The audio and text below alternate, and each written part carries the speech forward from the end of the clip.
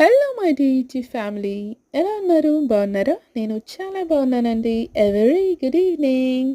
చూస్తున్నారా చామంతి పూల గుత్తులు ఎంత బాగున్నాయి. గ్రీన్ కలర్ ఆకుల మధ్య ఎల్లో కలర్ ముద్ద చామంతి పూలు, ముద్ద బంతులను గుర్తు చేస్తున్నాయి ఈ చామంతి పూలు కదండి.